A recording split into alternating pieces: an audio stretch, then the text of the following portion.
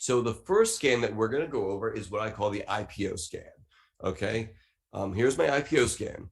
And I believe I use 11 criteria in this one. So 7 of which I already showed you. So we're not going to go over those again, right? But let's go ahead and go over the ones I added. So right here, country.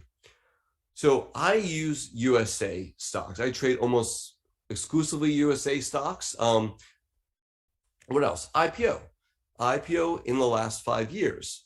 Again, I'll keep this as IPO the last 5 years as my base parameter.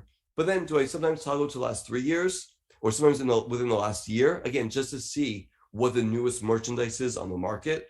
Sometimes I do, especially in really strong bull markets. Sometimes I want to drill it down a little bit. And so I could change that to the last 3 years or within the last year. But my base scan has it within the last 5 years. Okay.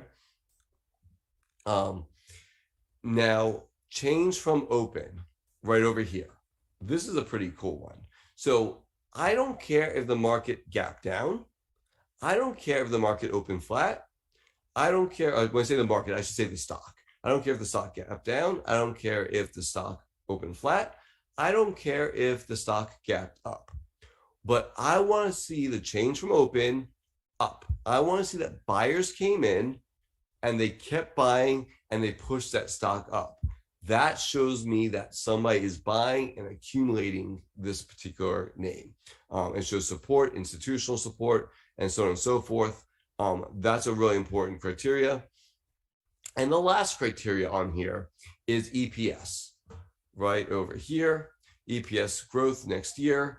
I want it over 30%. I like to trade growth names. I prefer to trade growth names. I believe that's where I can make the most money in the market. And so I am screening for growth names. This helps to satisfy that criteria. In the end, what else do we really want, right?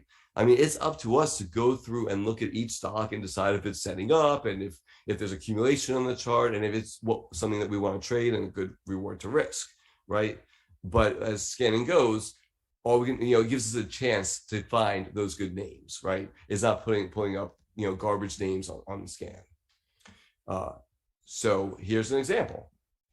So this is Cloudflare, ticker NET, NET. And you can see it made an IPO base right over here. And then it broke out.